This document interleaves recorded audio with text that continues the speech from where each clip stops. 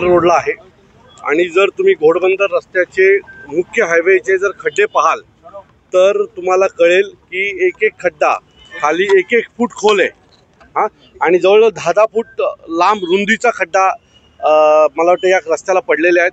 तरीसुद्धा याला कोणी मायबाप नाही. फक्त आमचे राजकीय नेते 2,000 कोटी 5,000 कोटी 10,000 कोटी असे मोठे मोठे आकडे फेकतात, पण प्रत्यक्षात रस्त्यावर आल्यावर जर तुम्ही पाहाल तर इथे कुठल्याही प्रकारचं काम झालेलं नाही आहे. रस्त्याची अवस्था खूप वाईट आहे. 2 दिवसापूर्वी 2 बाईक स्वारांचा यात मृत्यू झाला होता. त्याच्या आधी एका 22 वर्षाच्या तरुणीचा मृत्यू झाला होता. मागच्या 6 महिन्यात जवळजवळ 15 ते 17 लोकांचा मृत्यू या घोडबंदर रोडला रस्त्यात पडून झालेला आहे. सो मला असं वाटतं जर लोकांच्या जीवनाची किंमत जर सरकारला माहीत नसेल तर या सरकारचं करायचं काय हा प्रश्न आहे. आणि या ठाण्यामध्ये एक उपमुख्यमंत्री आहेत, एक परिवहन मंत्री आहेत, वनमंत्री आहेत, असे सगळेच नेते आहेत. आता इथे सांगितलं जातं वन खाता परवानगी देत नाही म्हणून हा रस्ता मोठा करता येत नाहीये. जो वरचा निमुळता भाग झाला तो याच वन खात्याच्या हद्दीमध्ये याच भागामध्ये अनेक झोपड्या झालेल्या आहेत, अनेक मोठमोठे फार्म हाऊस झालेले आहेत, अनेक बिल्डिंगी बनत आहेत.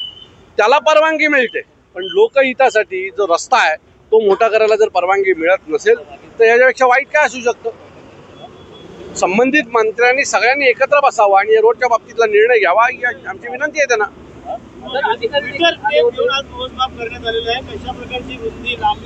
मी तुम्हाला सांगतो 8-8, 10-10 फुटाचे खड्डे आहेत घोडबंदर रस्त्याला. म्हणजे इथे पुरस्कार दिला पाहिजे. सगळ्यात मोठा खड्डा कोणता तर तिथे पुरस्कार देता येईल. एवढे मोठे मोठे खड्डे या रस्त्याला आहेत. बरोबर जिथे कॉन्क्रीट संपतं, कॉन्क्रीट रस्ता संपतो त्यालाच लागून खाली 1-1 फुटाचा खड्डा आहे. जर एखादा बाईकवाल्याचा जर टायर घसरला तर त्याला डायरेक्ट देवाघरीच जायचं आहे, दुसरा काही पर्याय नाही आहे. तर मला वाटतं जोपर्यंत या रस्त्यांमध्ये एका राजकीय नेत्याचा किंवा एखाद्या अधिकाऱ्याचा मुलगा पडत नाही तोपर्यंत त्यांना जाग येणार नाही का असा प्रश्न आम्हाला त्या नेत्यांना आहे. पाहिलं तर रस्त्यांचा जो आहे तो रात्रीच्या सुमारास मेगा ब्लॉक घेतला जायचा. अनेकदा असे ब्लॉक जे आहेत ते उन्हाळ्यामध्ये असतील किंवा आता काही दिवसांपूर्वी रस्त्यांची अशा प्रकारची स्थिती दिसून येते. मी तुम्हाला सांगतो या लोकांनी अनेक ब्लॉक घेतले. यांचा फक्त एक टेंडर काढणं आणि तेवढा निधी खर्च करणं एवढा त्यांचा धंदा आहे.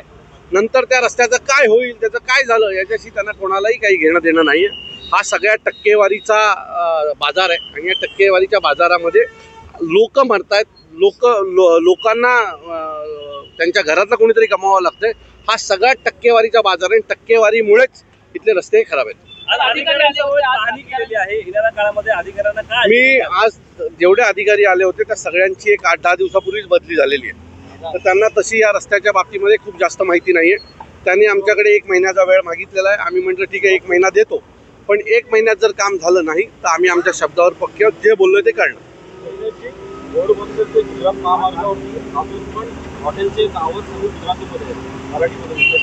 तुम्हाला उद्यापर्यंत त्यात बदल झालेला दिसेल. आमचे महाराष्ट्र नवनिर्माण सेनेचे पदाधिकारी त्यात उद्यापर्यंत तुम्हाला बदल केलेला दिसेल. संपूर्ण ठाण्यामध्ये वाहतूक कोणती मोठ्या प्रमाणात होताना आपल्याला पाहायला मिळत आहे. नाही, मला तर वाटतं की आम्हाला मुख्यमंत्री पद 2.5-3 वर्ष ठाण्याकडे होतं आमच्या, पण त्याचा ठाणेकरांना काही फायदा झाला का तर याच्यावर प्रश्नचिन्ह असेल. कारण लोकांना इम्पॉर्टंट असलेल्या ज्या गोष्टी आहेत त्या म्हणजे रस्ते, पाणी, लाईट्स, याच्यात कुठेही बदल झाला नाही. तुम्ही रस्ते पेंटिंग करून लोकांना सुविधा मिळणार नाहीत. लोकांना आवश्यक असलेल्या गोष्टींवर काम झालं पाहिजे.